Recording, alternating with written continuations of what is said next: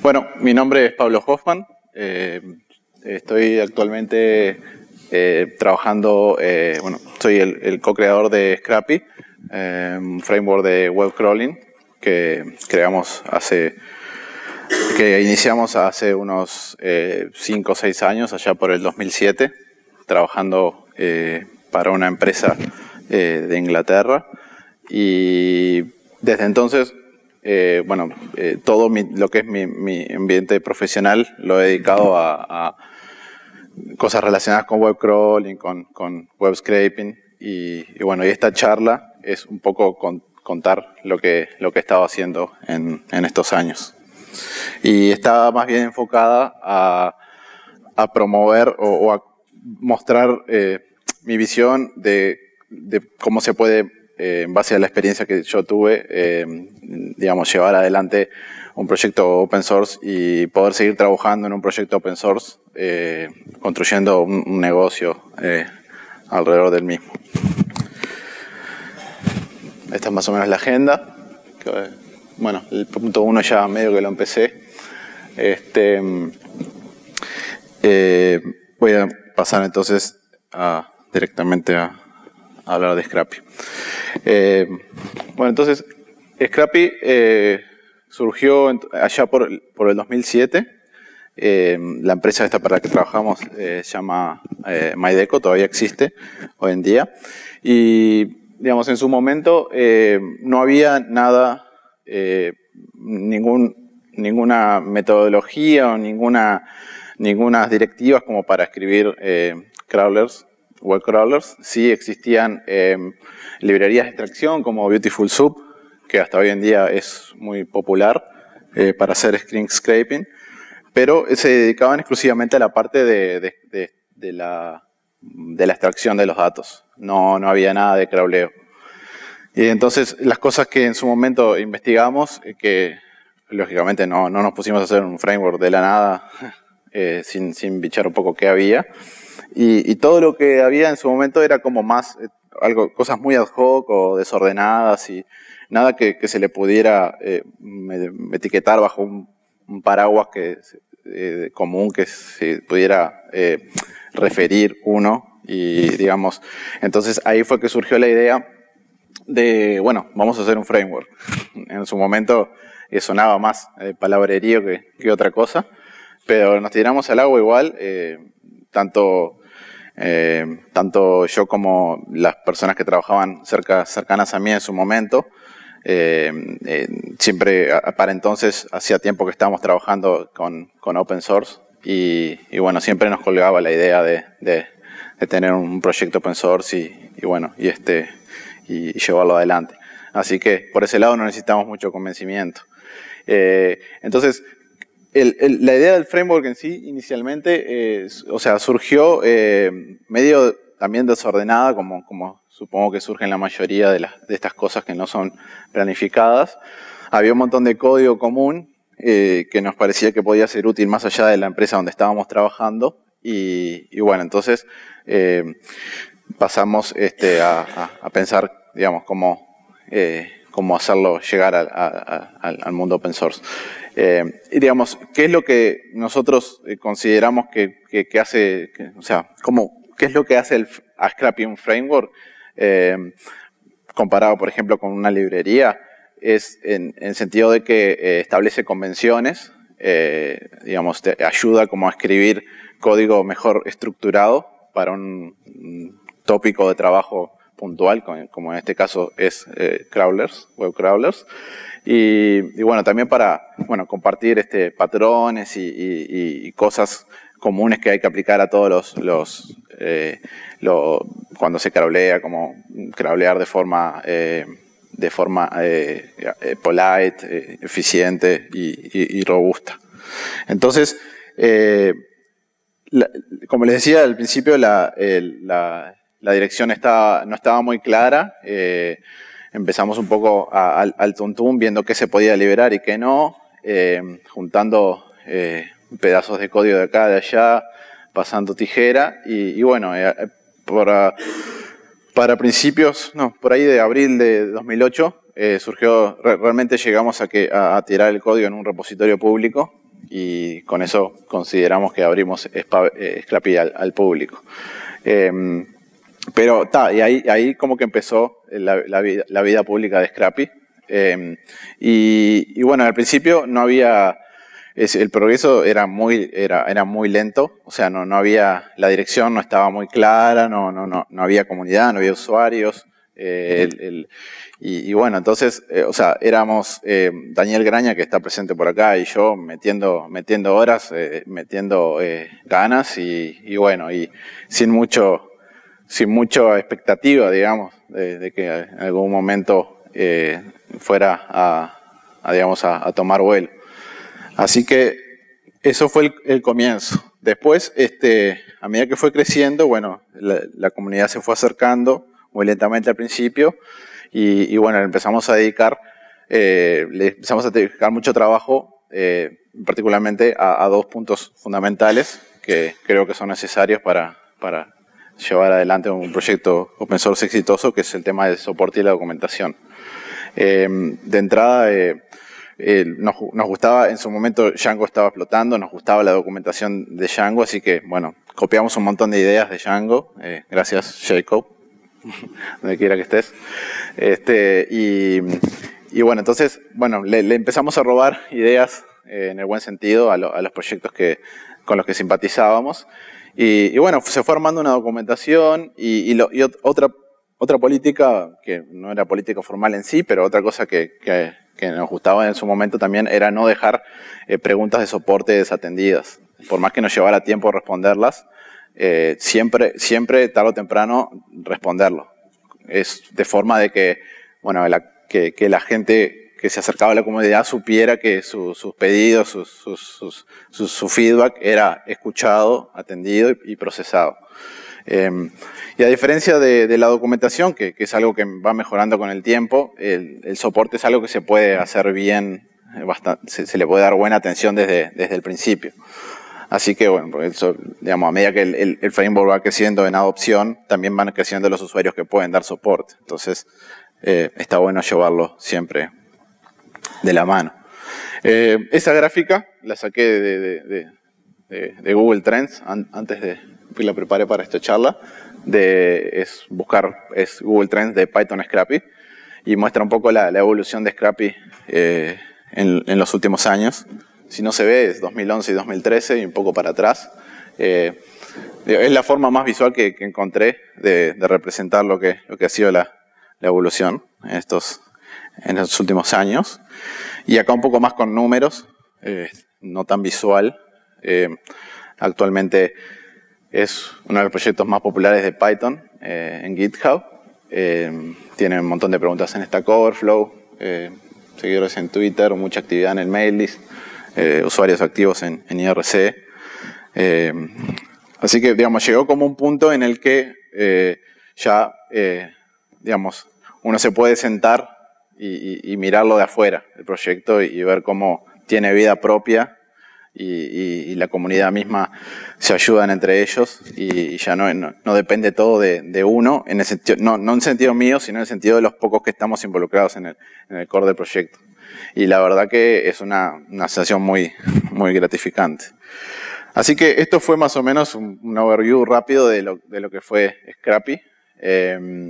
Y entonces ahora voy a meterme más en lo que es la empresa en la que estoy ahora trabajando, Scraping Hub. Entonces, alrededor del 2010, bueno, nos pusimos a pensar, nos gusta Scrappy, nos encanta laburar en Scrappy, ¿cómo seguimos laburando? ¿Cómo hacemos para poder seguir laburando en Scrappy? Y bueno, la mejor opción que se nos ocurrió es hacer una empresa alrededor de Scrappy. En su momento yo tenía otra empresa que era más bien un Python Dev Shop. No trabajamos exclusivamente en Scrappy ni en web crawling. Hacíamos desarrollo de Python. Fue con esta empresa que surgió Scrappy a través de un cliente. Pero bueno, entonces dijimos, vamos a hacer algo más enfocado a Scrappy, más enfocado a scraping en general. Y entonces ahí fue que surgió la idea de Scraping Hub. Eso fue allá por el 2010. Entonces, esa fue como la motivación principal para mí, o sea, como yo bueno, tenía mi trabajo diario de la empresa esta y a trabajar en Scrappy me copaba mucho más. Dije, bueno, me voy a tirar para ese lado. Además, ya con la otra empresa que tenía, habíamos estado trabajando desde hace un tiempo ya en proyectos de scraping con Scrappy y ahí ha resultado bastante satisfactoria la experiencia. Entonces, eso como que de alguna forma validaba que existía una oportunidad de negocio ahí. Después, otro tema también, en base a la experiencia que en su momento no era mucha, pero que tuvimos trabajando con esta empresa, con Isofia, y haciendo proyectos de scraping, era que en realidad, armar una infraestructura de crawleo escalable es algo que lleva mucho tiempo y generalmente solo las empresas grandes con buen presupuesto se pueden dar el lujo. Entonces se nos ocurrió que podría estar bueno armar una empresa que brindara, que llevara ese crawleo de escala al usuario común y corriente. Entonces esa fue la otra gran motivación para arrancar Scraping Hub. Y naturalmente nos inspiramos también en otras empresas.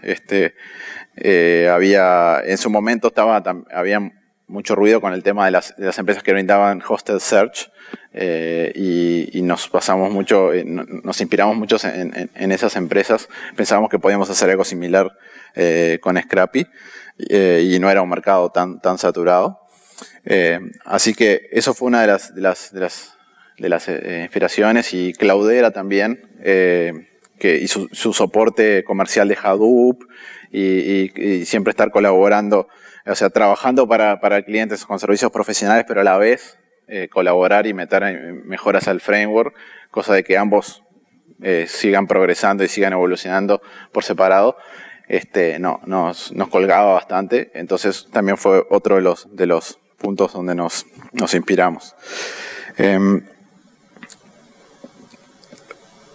Bueno, esto de un poco lo que les decía, de que ya sea un tiempo que estamos haciendo proyectos de Scrappy, y eso como que de alguna forma validaba un poco el negocio en el cual pretendíamos arrancar con Scraping Hub, y bueno, digamos, reducía de cierta forma los riesgos, ¿no?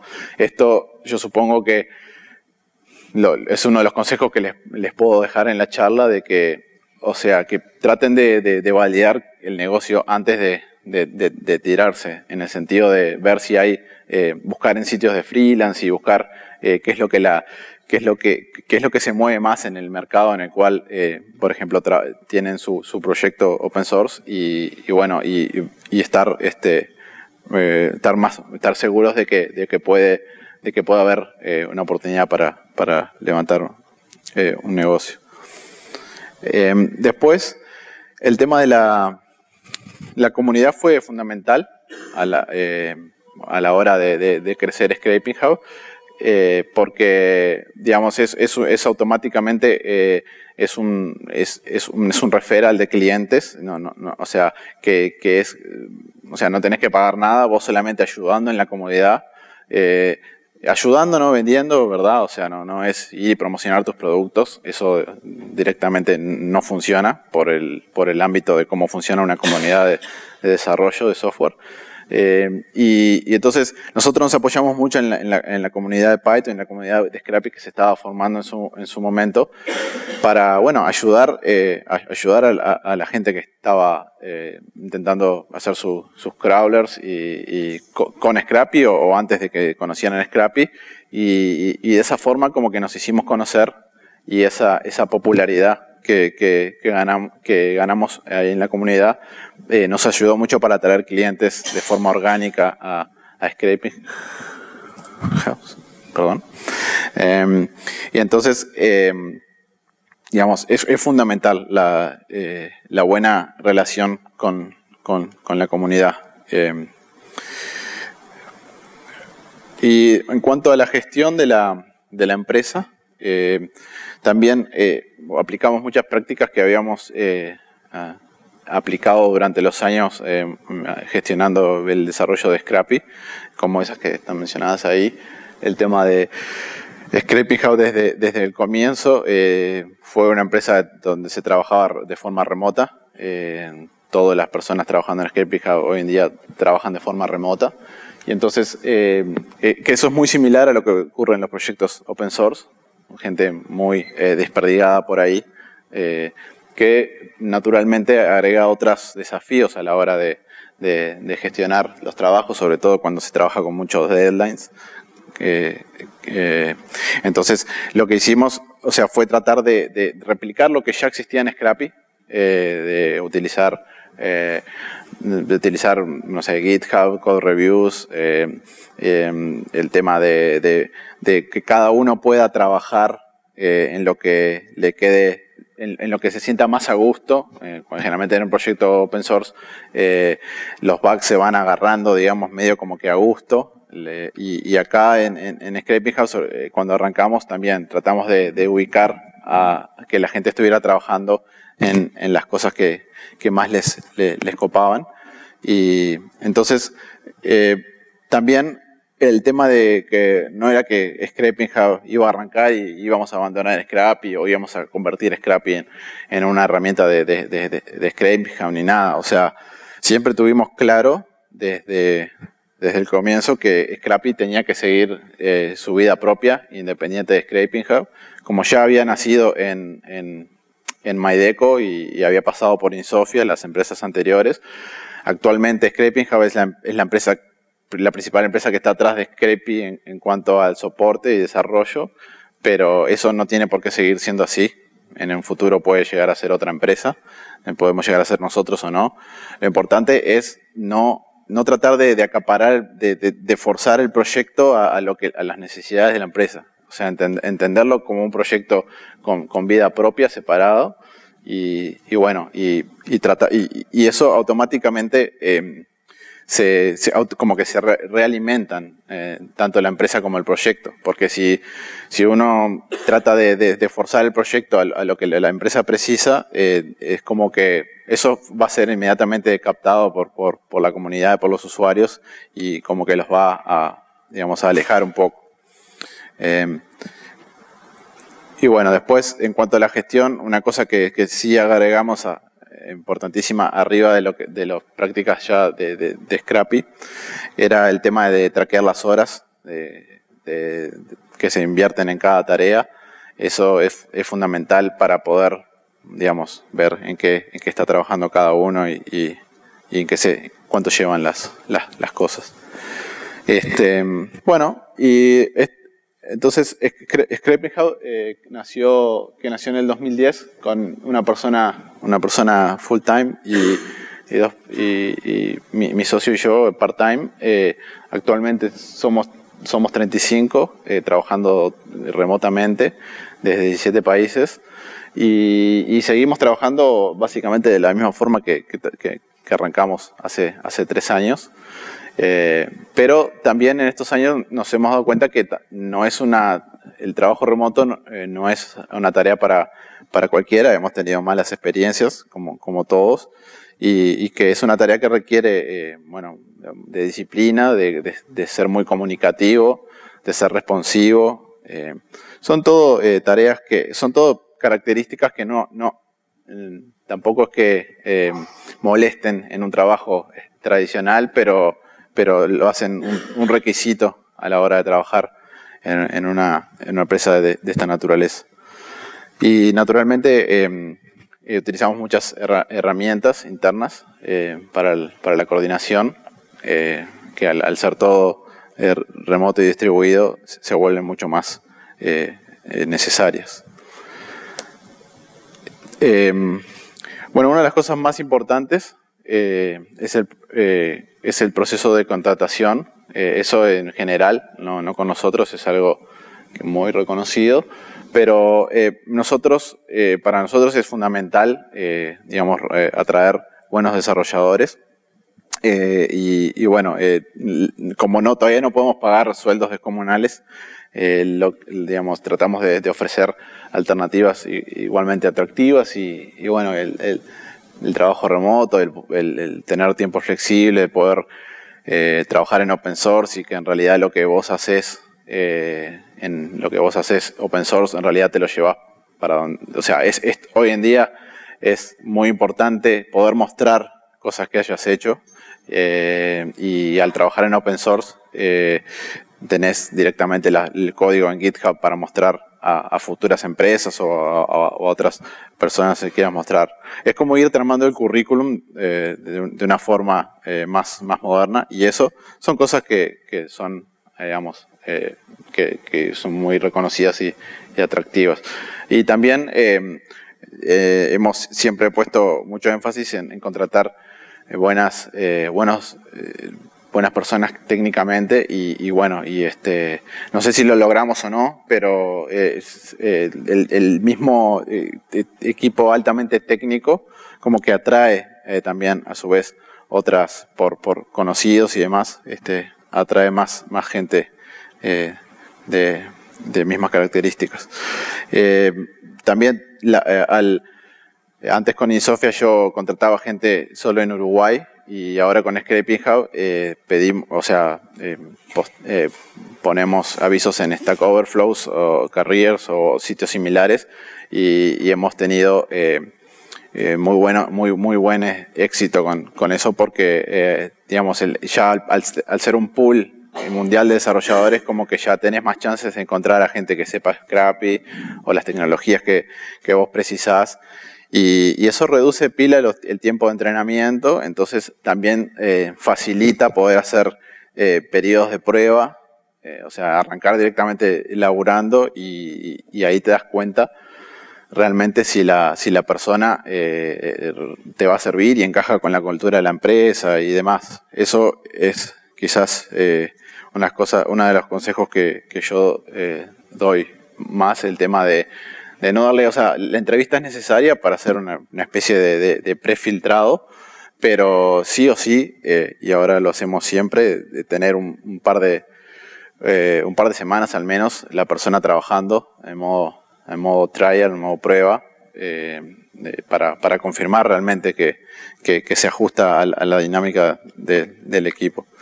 Y todo esto es gracias o sea, está todo relacionado, ¿no? Porque el trabajar de forma remota, el poder contratar gente de todo el mundo, el tener la herramienta, tener Scrappy Open Source, que cualquiera lo puede aprender antes de aplicar a Scrapping Hub, es todo herramientas que no se tendrían si no fuera de esta forma.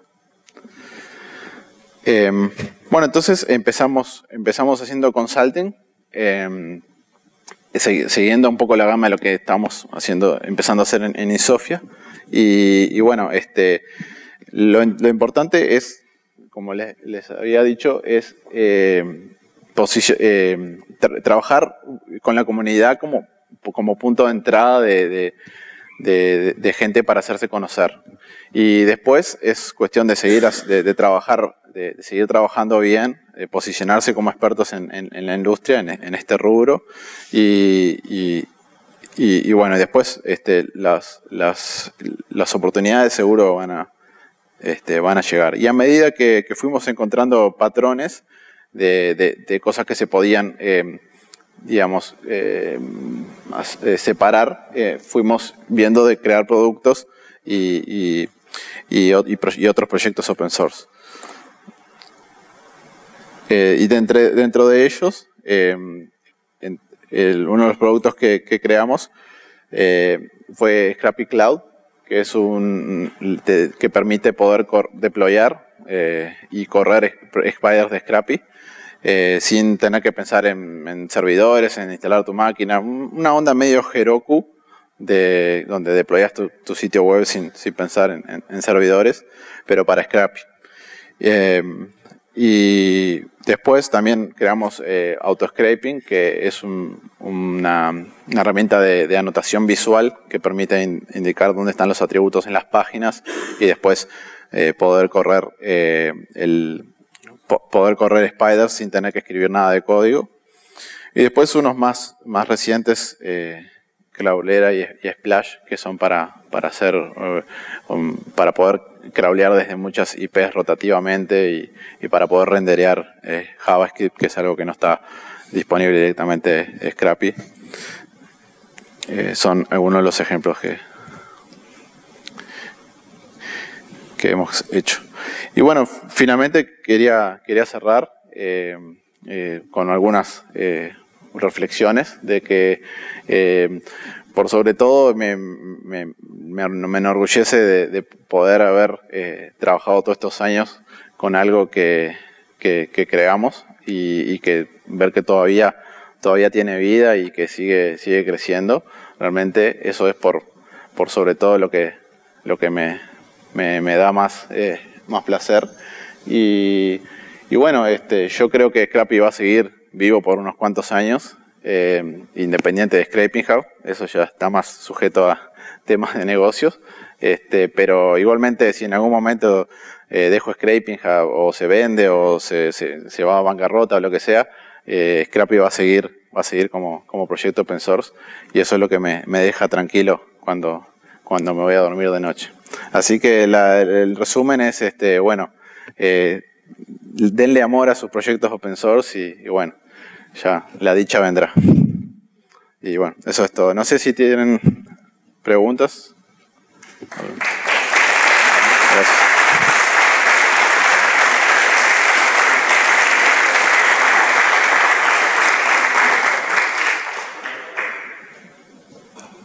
No sé si hay alguna pregunta. Sí. Sí. ¿Te referías ahí a la posibilidad de que cada uno quisiera hacerlo o hay otra parte ahí? No.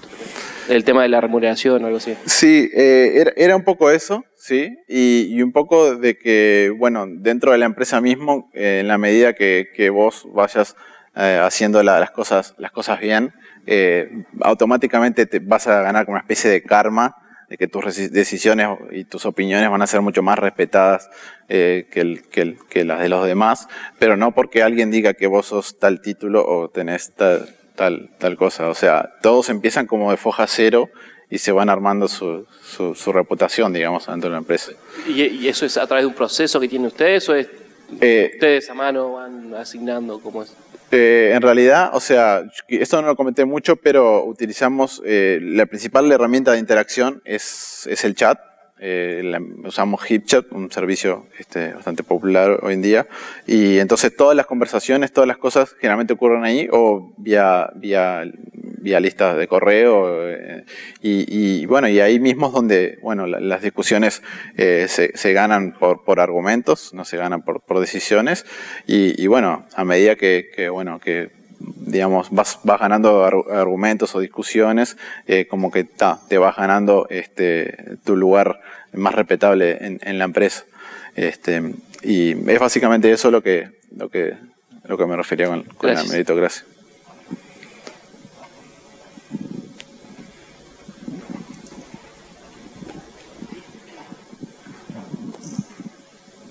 Buenas. ¿Cómo se organizan con el tema de las diferencias horarias? ¿Cómo, perdón? ¿Cómo pudiste organizarte con el tema de diferencias horarias?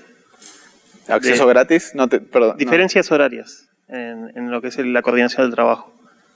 ¿Diferencias? Horarias. Horarias, ok. Sí, o sea, el tema, como les decía, el tema de utilizar bien las herramientas de gestión es fundamental. Utilizamos...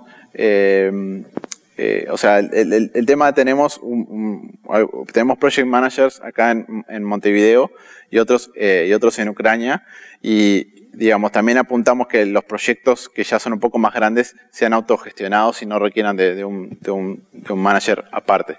Entonces, como que, digamos, con tal de que coincidan unas 2-3 horas en algún momento, la gente que está dentro del mismo proyecto, como que ya es suficiente para estar, para que el proyecto se lleve adelante. Porque, digamos, es estar un par de horas en el chat, intercambiar, ponerse al día y bueno, y después el resto del día se puede trabajar. Cada uno puede trabajar en lo que está, y realmente no hemos tenido mayores inconvenientes con las diferencias horarias. Además, bueno, hay algunos que son más flexibles a trabajar en horarios bastante atípicos, pero en general basta con tener un par de horas de overlap para que se pueda gestionar bien. ¿Más preguntas? Bueno, muchas gracias, Pablo.